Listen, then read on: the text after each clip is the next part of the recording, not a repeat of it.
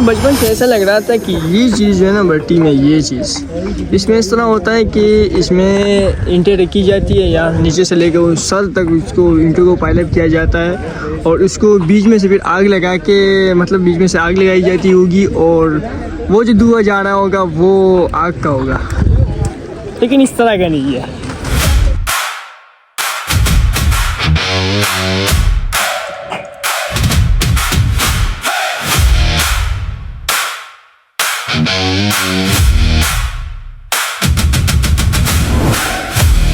हमारा एक सर है और उनका मानना ये है कि यार किताबी बातें तो सबको पता होती है, लेकिन जो सीख ऑन साइड जाके मिलती है वो सीख किताबों में का। इसी के चलते ही gave us a study tour to Sahibzada bricks.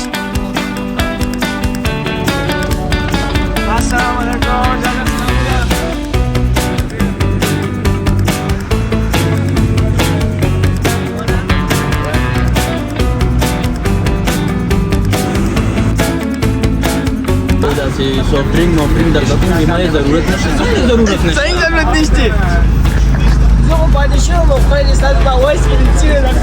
Soft drink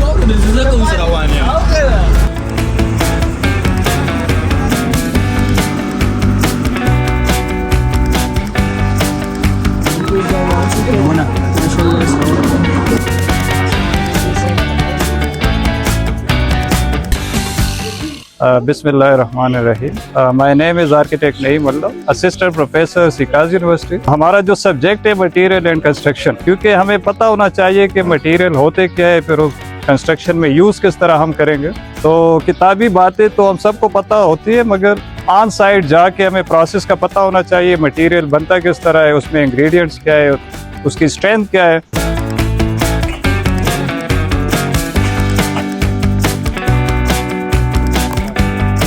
Okay, assalamu alaikum. This is Abdul Jabbar. I'm currently running Sahibzada bricks. I'm the owner of Sahibzada bricks. हमारा जो ये सिकास यूनिवर्सिटी से जो स्टूडेंट्स आए हुए हैं स्टडी टूर पे, we are very thankful to them and thank you so much sir for coming. अगर मैं सिंपल और बेसिक वर्ड में कहूँ तो एक ब्रिक को तैयार होने में 3 स्टेप्स लगते हैं। First mixing, moulding and heating. Mixing के प्रोसेस में 2 से 3 दिन लगते हैं। मिक्सिंग के प्रोसेस में क्ले, सैंड और वाटर को इस्तेमाल किया जाता है। उन तीनों का एक मिक्सचर बनाया जाता है। क्ले, सैंड एंड वाटर, ये तीनों इसलिए इस्तेमाल किया जाता है कि अगर सिर्फ क्ले से बनाया जाए, क्ले ज़्यादा पानी अब्जॉर्ब करेगी तो उससे भी ब्रिक की क्वालिटी ख़राब होगी, और अगर सिर्फ सैंड से बनाएंगे तो वो टूट जाएगी। तो इसलिए इन तीनों का एक मिक्सचर बनाया जाता है और मिक्सचर पहले मैनुअली किया जाता है, उसके बाद मशीन के साथ किया जाता है। ये देखिए आप, ये ग्रीनिश टाइप, ये एक किस्म, ये एक किस्म जो है ना हमारे पास ये रेडिश है, और एक किस्म आती है येलोइश जो उस साइड पे पड़ी है। सारा कुछ मिक्स करके ना पानी छोड़ देते हैं, फिर उसको 1 हफ्ते के लिए छोड़ देते हैं ताकि वो प्रॉपर वो गाढ़ा बन जाए सही तरीके से। ट्रैक्टर ट्राली के जरिए जो है ना हम लेबर को पहुंचाते हैं और वहाँ से फिर जो है ना ब्रिक मेकिंग स्टार्ट हो जाती है।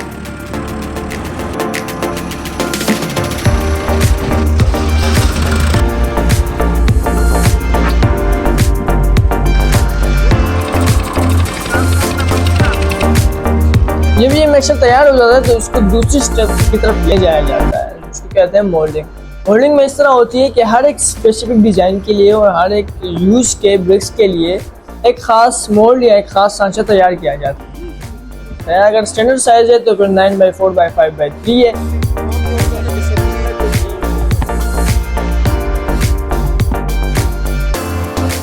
और अगर इसके लिए आपको फेसिंग के लिए यूज़ करनी है तो फेसिंग के लिए फिर हर एक डिज़ाइन की अलग अलग मोल्ड होती है।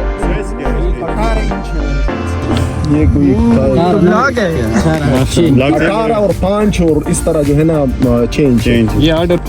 तो ये हम फिर इस तरह जो है ना इसको इस तरह कर देते हैं, 2 और डाल देते हैं, तो ये 9 इंच जो है ना इसका, ये भी फेसिंग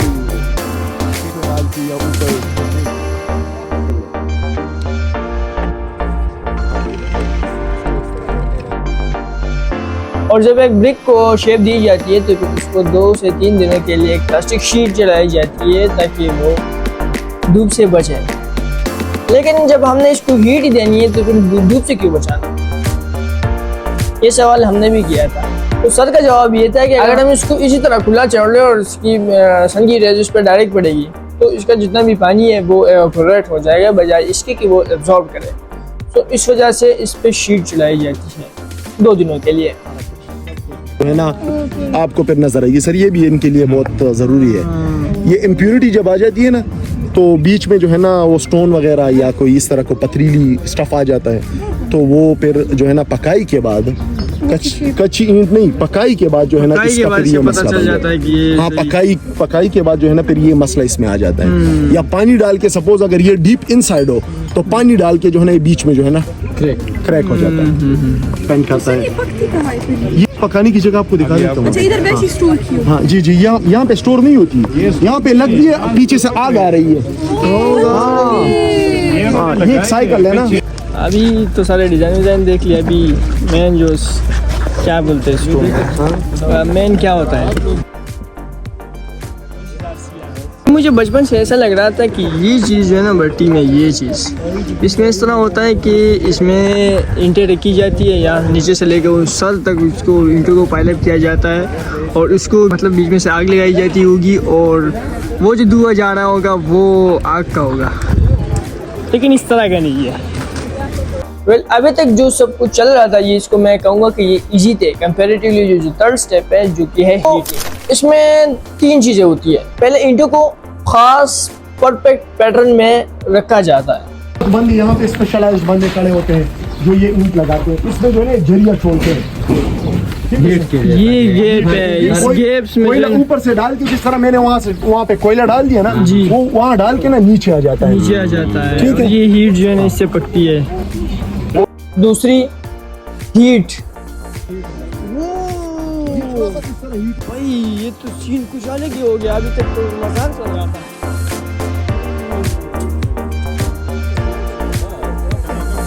इस तरह जो है ना ये उठाते हैं और इस तरह जो है ना इसको डाल के ना फिर इसको बंद कर देते हैं। ये नीचे पकती है, जितनी भी ब्रेक्स होती है ना ये यहाँ पे पकती है। जहन्नम वाह यार, जहन्नम के नज़ारे। और तीसरी, इस आग को कंट्रोल करने के लिए एक प्रॉपर ड्रेनेज सिस्टम बनाया जाता है, जिससे ये आग हर एक ईंट की तरफ भी जाए और इसका जो धुआं है वो उस भट्टी की तरफ जाए। ये दादा हवा दे रहे, हवा दादा एग्जॉस्ट नहीं इसकी, ये कुड्डा होता है ना, इधर जब आग इधर होती है ना तो इसमें जो है ना सर्कुलेशन होती है हवा की प्रॉपर। मेरा बचपन में ये ख्याल था कि ये भट्टी में एक्चुअली में इसमें ईंटों को पाइल अप किया जाता है, बीच में से आग लगाई जाती है और ये जो धुआं जा रहा है ये ईंटों का है, लेकिन ये मेरा इंतहाई गलत सोच था। तो थैंक्स टू सर नईम कि उन्होंने मेरी ये गलत फहमी जो है वो हल कर दी। सर, इस ड्रेनेज सिस्टम में हीट और हवा दोनों को कंट्रोल करने के लिए एक स्पेसिफिक चीज यूज होती है जिसके लिए कहते हैं चाबी। मतलब चाबी ये चाहिए, इससे ज्यादा चाहिए तो इसको जो है ना जितनी रिक्वायरमेंट चाबी से आग को कंट्रोल किया जाता है। इसकी 2 फीट जो है ना इसकी वेट होती है और जो है ना लेंथ तकरीबन 10 फीट होती है। ये स्पेस जो है ना ये वाली, ये चाबी के लिए, उधर जो चाबी डाली गई थी वो चाबी के लिए ये स्पेस दी जाती है कि इससे ये होगा कि ये जो हीट है और इसकी जो सर्कुलेशन है वो सारी की सारी एक डायरेक्शन में जाएगी, कहाँ पे, इस भट्टी की तरफ। तो ये जो सर्कुलेशन है वो कंट्रोल की जाती है चाबी के जरिए। ये ईंट पक गई है, ये यहाँ से निकाल रहे हैं हम बाहर, और वो जो कच्ची ईंट है ना वो उस साइड से आ रही है इस साइड पे। तो ये एक साइकिल है प्रॉपर, और ये हमारी अव्वल ईंट है फर्स्ट क्लास। और ऊपर जाके ना यहाँ पे आ जाती है वो वाली ईंट। ये देखें है, ये देखिए, ये this is not fully cooked, ये दिस इज फुली कुक्ड।